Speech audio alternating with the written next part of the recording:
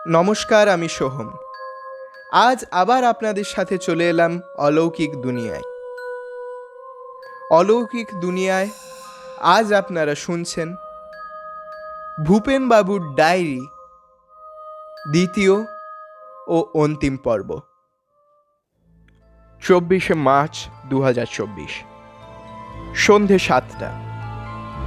অভাবনীয় পরিত্রাণ।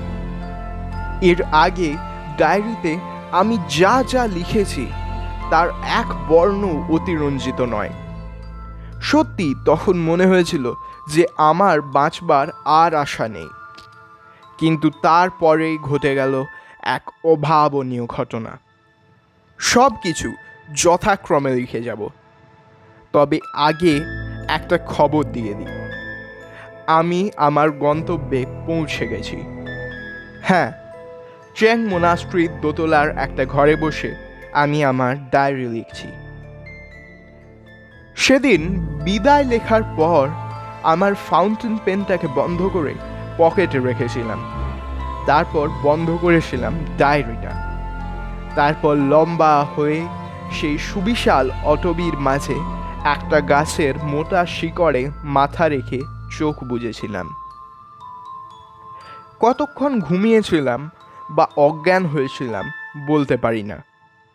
ভেবেছিলাম আর কোনোদিন হয়তো চোখ মেলব না, কিন্তু হঠাৎ করে মুখের ওপর ঠান্ডা জলে ছিটে পড়ে চোখ মেললাম। প্রথমটায় চোখে আলোকরশ্মির বন্যা প্রবেশ করার ফলে ধাঁধা লেগে গেল।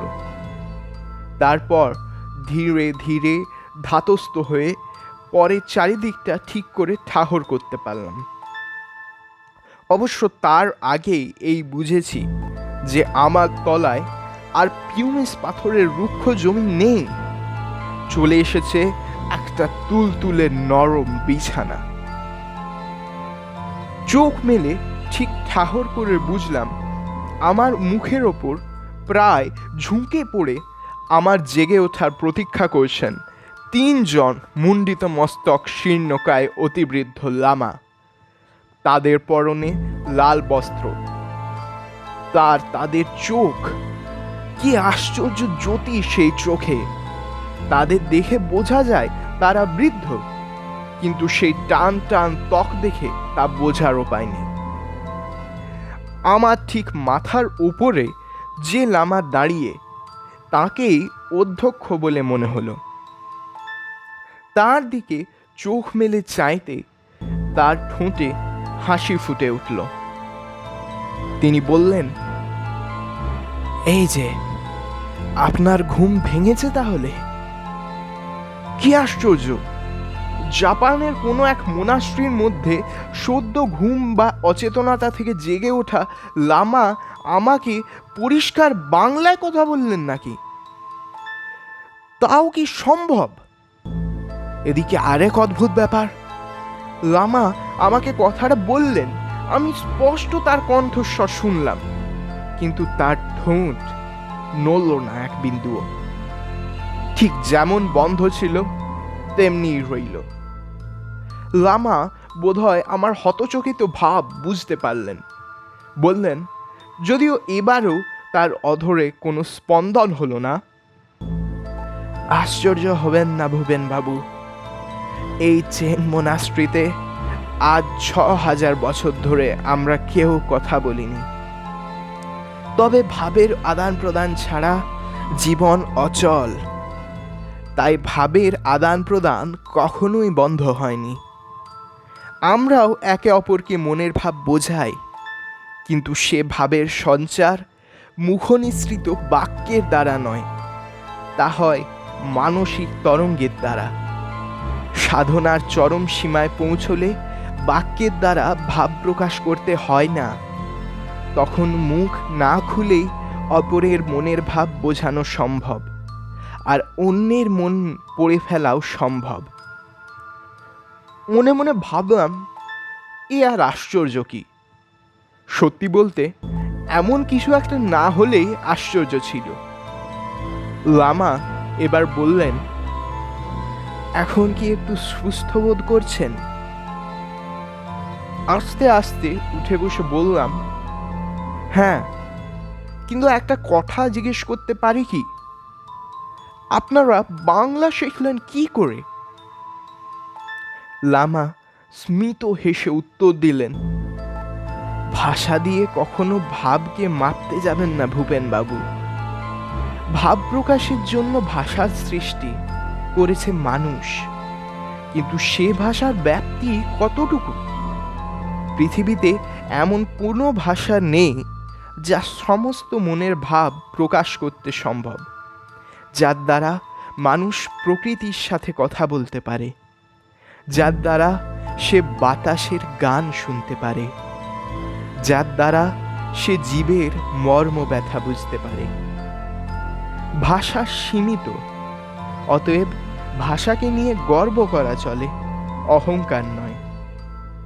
ভাষার দোহাই দিয়ে বিবাদ করা উচিত নয়। মনে রাখা দরকার, ভাষার চেয়েও গভীর কিছু রয়েছে, তা সীমাহীন, এবং তা হল আন্তরিকতা। একমাত্র উদার, সৎ, একনিষ্ঠ এবং যোগী পুরুষদের মধ্যেই এই গুণ দেখা যায়। এর বিস্তৃতি সাধারণ শ্রেণীর মানুষের বাইরে।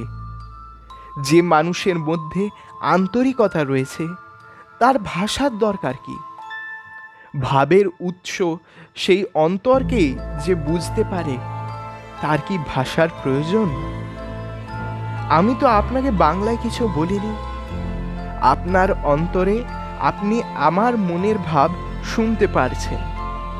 যেহেতু আমরা সর্বদাই নিজের মাতৃভাষাকে প্রাধান্য দিই, তাই আপনার মনে হচ্ছে আপনি বাংলায় আমার কথা শুনতে পারছেন।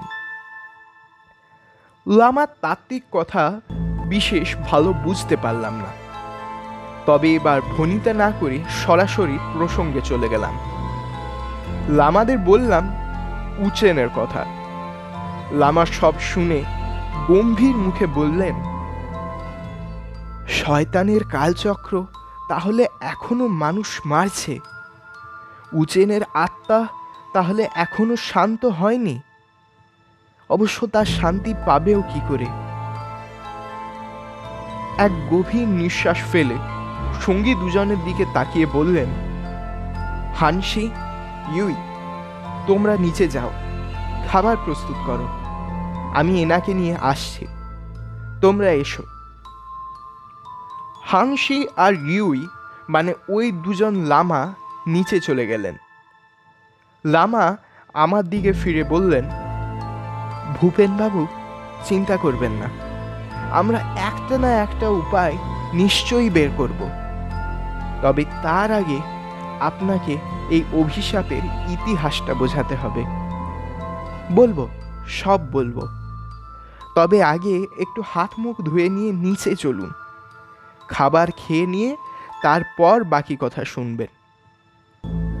অদম্য কৌতূহল হচ্ছিল, তাই জিজ্ঞেস করেই ফেললাম, সে ঠিক আছে, কিন্তু একটা কথা বলুন তো, আমি তো আউকিগাহারা ফরেস্টে অজ্ঞান হয়ে গেছিলাম, তাহলে এখানে এলাম কি করে? লামা বললেন, আমরাই আপনাকে এখানে নিয়ে এসেছি। আমরা জানতাম আপনি আসবেন। আসলে আপনি অজ্ঞান হননি, মায়ার বশবর্তী হয়ে একটু ঘোরেছিলেন মাত্র। এই চেং মোনাস্ট্রির চারিপাশে এক মায়ার বলয় রয়েছে, যা একে সাধারণ মানুষের চোখের থেকে আড়াল করে রেখেছে।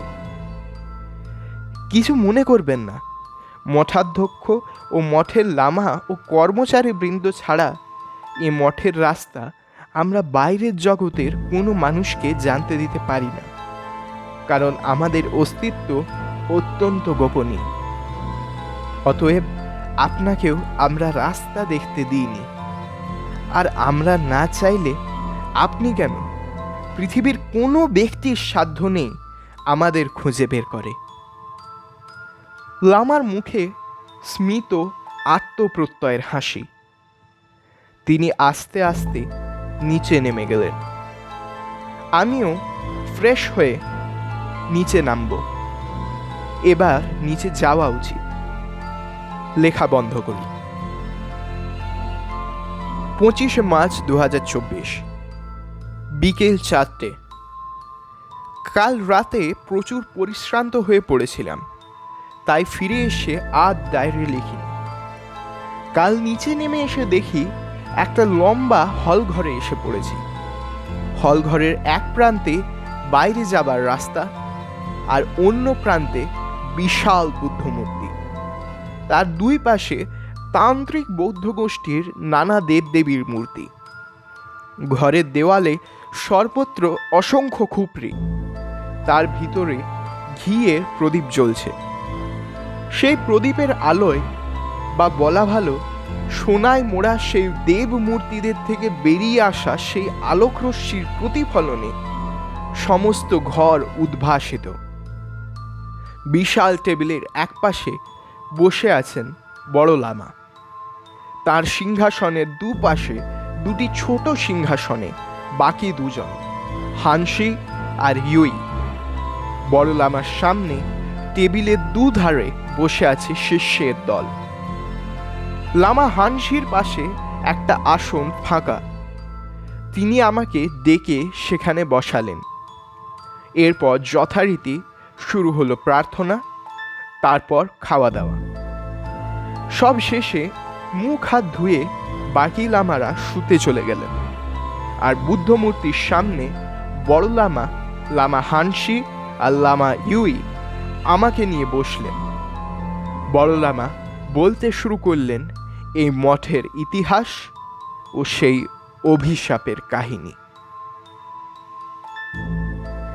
আজ থেকে প্রায় 9000 বছর আগে, অর্থাৎ ভগবান বোধিসত্ত্বের জন্মেরও আগে, একজন সাধারণ যাযাবর হঠাৎ চীন থেকে জাপানে এলেন। তার নাম চেং উই পো। তিনি এসে এখানে এই মঠ গড়ে তুললেন একা হাতে। তিনি স্বপ্নে জানতে পেরেছিলেন যে দেবতা খ্রিস্টপূর্ব 563 সালের এক পূর্ণিমার রাতে চীনের দক্ষিণে লুম্বিনী শহরে সিদ্ধার্থ গৌতম নামে জন্মগ্রহণ করবেন। স্বপ্নে ভগবানকে যে রূপে দেখেছিলেন সেই মতো একটি পটে এঁকে তিনি এই মঠে প্রতিষ্ঠা করেন। রাস্তায় ঘুরতে থাকা কয়েকজন ভিখারি অনাথ বালককে ডেকে এনে এখানে ঠাঁই দেন। সেই থেকে শুরু হয় চেং মোনাস্ট্রি। এর প্রায় 3000 বছর পরে লামা চেং স্বেচ্ছায় ধ্যানে বসে দেহ রক্ষা করেন। এরপরই মঠাধ্যক্ষ হন লামা নাকামুরা। তিনি কেবল ধর্মপ্রাণী ছিলেন না, তিনি মহান অস্ত্রবিদও ছিলেন। সামুরাই প্রথা তিনিই শুরু করেন। তাঁরই নেতৃত্বে চেং মোনাস্ট্রি শয়তানের সঙ্গে দ্বন্দ্বযুদ্ধ শুরু করে। জানেনই তো, শয়তান এবং অশুভ শক্তিরা সর্বদাই মানুষের মনকে কলুষিত করে মানবজাতির পরম বিনাশ করার চেষ্টা করে চলেছে। ইউরেই জোরুগুমো সর্বদাই মানুষকে ফাঁদে ফেলে তাদের সমস্তভাবে শোষণ করার চেষ্টা করে চলেছে। তো এইরকমই একবার শয়তানের দৃষ্টি পড়ল স্বয়ং সামুরাই সেনাপতি রংপোর মেয়ের দিকে। কুৎসিত একদল ইউরেই উচেনকে অপহরণ করে নিয়ে এলো তাদের ডেরায়। ঘটনা ঘটবার সময় লামা নাকামুরা নিজ সৈন্য নিয়ে অন্যত্র গেছিলেন। ফিরে এসে যখন তারা জানতে পারলেন, তখন সেনাপতি রংপো প্রচুর ভয় পেয়ে গেলেন। যদিও তারা সকলে অসীম বীর, তবুও নিজের মেয়ের এমন অবস্থা শুনে তিনি অপ্রকৃতিস্থ হয়ে পড়লেন। লামা নাকামুরার 2 পা ধরে আকুল মিনতি করতে লাগলেন, হে বড় লামা, এবার তুমিই ওকে রক্ষা করো। বলেই হৃদযন্ত্রের ক্রিয়া বন্ধ হয়ে যাওয়ার ফলে তার মৃত্যু হল। তখন ক্রোধে দুঃখে উন্মত্ত বড় লামা নাকামুরা ছুটে বেরিয়ে গেলেন একা। তিনি যেন জানতেন ওই পিশাচিগুলো উচেনকে কোথায় নিয়ে গিয়েছে। সবাই তার সাথে যেতে চেয়েছিল, কিন্তু তিনি তাদের যেতে বারণ করেন। আমি ছিলাম বড় লামার প্রধান শিষ্য, অর্থাৎ এখন যেমন হানসি সেই রকম। আমিও চেয়েছিলাম তার সাথে যেতে, কিন্তু তিনি যেতে দেননি। হায়, ত্রিকালজ্ঞ লামা নাকামুরাও বোধহয় জানতেন না যে স্বয়ং মৃত্যু অপেক্ষা করছে তার জন্য। হয়তো টের পেয়েছিলেন, কিন্তু পরোয়া করেননি। লামা বেরিয়ে যাওয়ার কিছুক্ষণের পর সেদিন প্রবল ঝড় উঠল। সেই দামাল হাওয়া এই হল ঘরে ঢুকে এসে একটা প্রদীপ দিল উল্টে, আর সঙ্গে সঙ্গে আজ যেখানে সোনার বৌদ্ধ মূর্তি দেখছেন, পুরাকালে সেখানেই অধিষ্ঠান করতে থাকা পটচিত্রে আগুন ধরে গেল। আমরা কিছু বুঝে ওঠার আগেই আগুনের লেলিহান শিখা সেই পটচিত্রকে গ্রাস করে একেবারে ভস্ম করে দিল। এই অশুভ দৃশ্য দেখে আমার মনে অশনি সংকেত বেজে উঠল।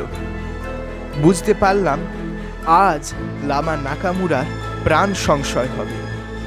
তখনই 25 জন অশ্বারোহী সামুরাই নিয়ে আমি আর বড় লামার আরেক শিষ্য কেনজি বেরিয়ে পড়লাম। বহু দূরে বড় লামার হাতে উদ্যত মশালের শিখাকে লক্ষ্য করে তীর বেগে ঘোড়া ছুটিয়ে দিলাম। শেষ রাতে যখন সেই মশালের কাছে পৌঁছলাম, তখন দেখলাম বড় লামা সেখানে নেই। সামনে এক বিশাল দুর্গ, তার সামনে একটা গাছের গায়ে বাঁধা আছে সেই মশাল। বুঝলাম বড় লামা ভেতরে ঢুকেছে। বাকি 25 জনকে সাথে করে আমি আর কেনজি ঢুকলাম সেই দুর্গে।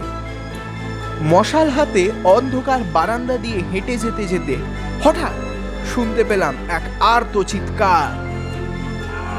চিৎকার শুনে ছুটে এগিয়ে গেলাম আমরা। সবার আগে ছিল কেনজি। হঠাৎ একটা বাঁক ফিরে থমকে দাঁড়িয়ে পড়ল কেনজি। বাঁক ফিরতেই দেখলাম সামনে একটা পেপার ল্যান্টার্নের পাশে বসে আছেন বড় লামা। তার রূপোর তলোয়ার কিভাবে যেন আমূল বিঁধে গেছে তার পেটে, আর তার পাশেই মরে পড়ে আছে এক বিশ্রী ইউরেই। তার পাশে ওই পেপার ল্যান্টার্ন। বড় লামা বললেন, উচেনকে আর বাঁচাতে পারলাম না। আমি আজ সত্যি পরাজিত হয়েছি। সব থেকে অপমানের বিষয় যে একটা সামান্য ইউরেই আমার আত্মাকে শয়তানের গোলাম করে দিল। তোমাদের এখানে আসা উচিত হয়নি কেনজি। তুমি প্রথম আমাকে মৃত্যুর সন্ধিক্ষণে দেখলে। এরপর এই অভিশাপ তোমার ওপর নেমে আসবে। তোমার মৃত্যুর সময় সেই অভিশাপ অন্য কারুর ওপর পড়বে। যে তোমাকে প্রথম মৃত দেখবে তার উপরই পড়বে। কিন্তু এর প্রতিকার কি? আর দেরি নেই, বোধিসত্ত্ব আসছেন। তিনি তোমাদের উদ্ধার করবেন। সাবধানে থেকো। বিদায়। বলেই বড় লামার প্রাণবায়ু দেহ ত্যাগ করল। এরপর কেনজি চলে গেল হিমালয়ের এক বিশিষ্ট গ্রহহীন প্রান্তে, যাতে তার মৃত্যু কেউ দেখতে না পায়। তারপর কেটে গেল বেশ কিছু বছর, আর আমি মঠাধ্যক্ষ হলাম। বোধিবৃক্ষের তলায় বসে যখন ভগবান বুদ্ধ ব্রহ্মজ্ঞান লাভ করলেন, তখন আমরা তার কাছে উপস্থিত হলাম। বুদ্ধদেব আমাদের সমস্ত কাহিনী শুনে বোধিবৃক্ষের কাছে প্রার্থনা করলেন। তখন জীবনের আধার, তরুগণের প্রতীক সেই বোধিবৃক্ষ একটি মূল মাটি ফুঁড়ে বেরিয়ে এলো। বুদ্ধ সেই মূল আমাদের হাতে দিয়ে বললেন, এই মূলের ভস্য মৃতের কপালে লাগিয়ে দিলেই এই অভিশাপ চিরকালের মতো শেষ হবে। আশ্চর্যের বিষয়, হিমালয়ের যে গুহায় আমরা কেনজিকে রেখে এসেছিলাম, সেখানে তাকে পেলাম না।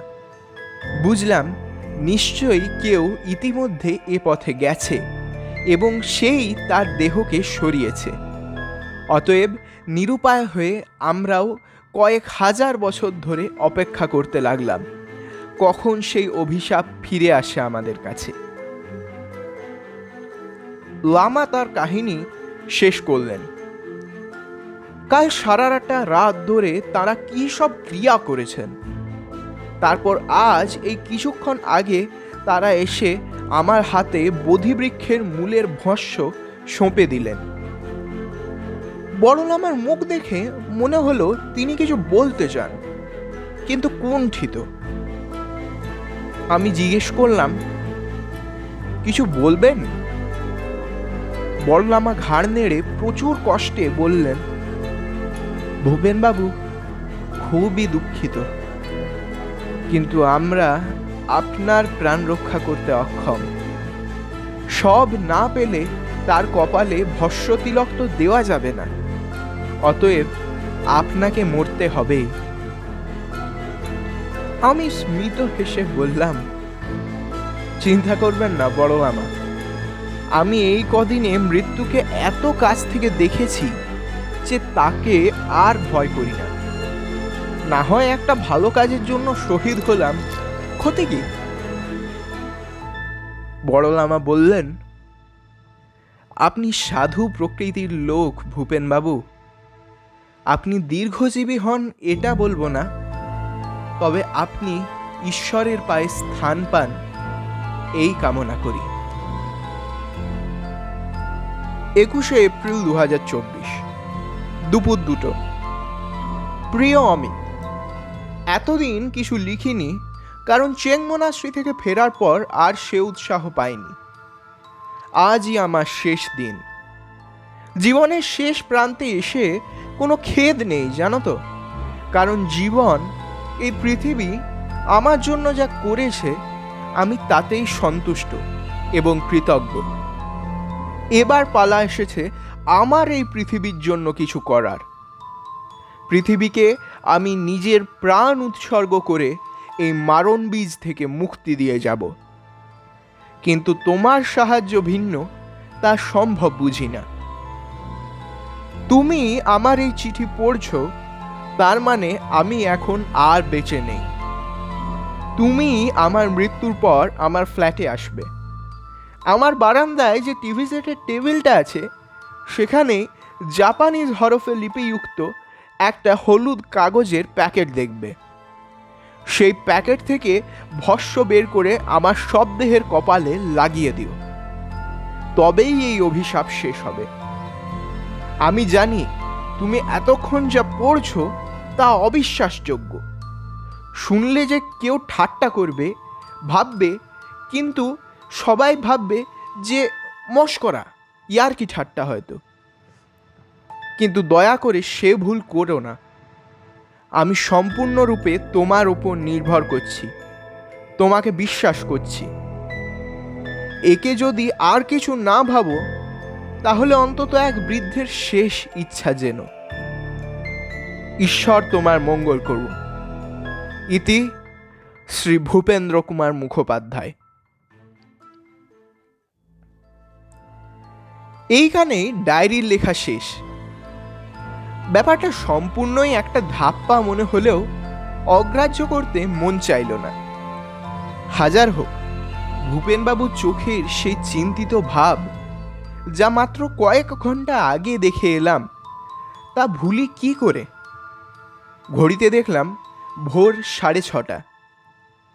আবার বেরিয়ে পড়লাম ভূপেনবাবুর বাড়ির উদ্দেশ্যে। দরজা খোলাই ছিল।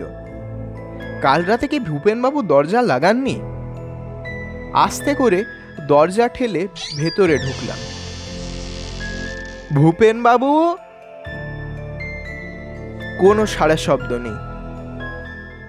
ধীরে ধীরে বেডরুমের দিকে এগিয়ে গেলাম। দেখলাম তিনি বিছানায় শুয়ে আছেন। এগিয়ে গিয়ে হালকা ঠেলা দিয়ে বললাম, ভূপেনবাবু, ও ভূপেনবাবু, আরে উঠুন। কি হলো ভূপেনবাবু? আরে উঠুন মশাই, উঠুন। কিন্তু ভূপেনবাবু আর উঠলেন না। কি মনে হতে তার নাকের তলায় আঙুল রাখলাম। পরক্ষণেই চমকে 3 পা পিছিয়ে এলাম। তার নিঃশ্বাস পড়ছে না। তাড়াতাড়ি দরজা খোলা রেখেই ছুটলাম পাশের ক্লিনিকে। সেখানে ডক্টর সুমিত সান্যাল এইমাত্র চেম্বারে ঢোকার উপক্রম করছিলেন। তাকে প্রায় টানতে টানতে নিয়ে এলাম। কিন্তু কি লাভ? যার শরীরে একবার মৃত্যু নেমে এসেছে তাকে স্বয়ং ডক্টর বিধানচন্দ্র রায়ও চিরনিদ্রা থেকে তুলতে পারতেন না। হই হট্টগোল শুনে অন্য ফ্ল্যাট থেকেও লোকে বেরিয়ে এসেছে। তখন হঠাৎ কি মনে হলো, ছুটে গেলাম টিভিটার কাছে, কিন্তু সেখানে কোনো হলুদ কাগজের প্যাকেট নেই। তন্ন তন্ন করে গোটা ঘর খুঁজলাম, কোথাও প্যাকেটটা নেই। ভূপেনবাবুর কাজের মেয়ে বকুল তখন ঢুকছে। অবস্থা দেখে সে প্রায় স্থবির হয়ে গেল। ডাক্তার এদিকে ডেথ সার্টিফিকেটে লিখছেন মৃত্যুর কারণ হার্ট অ্যাটাক। আমার কোনো দিকে তখন খেয়াল নেই, কোথাও সে প্যাকেটটা পাচ্ছি না, অথচ সেটা যে আমার চাই।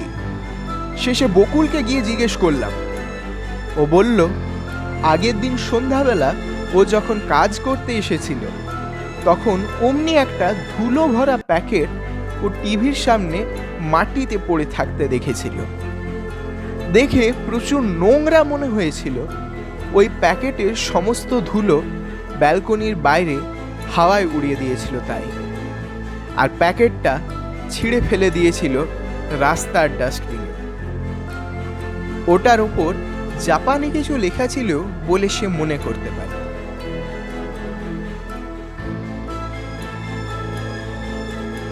ভূপেনবাবু মারা যাওয়ার পরদিন থেকে রোজ রাতে আমি ওই স্বপ্নটা দেখছি।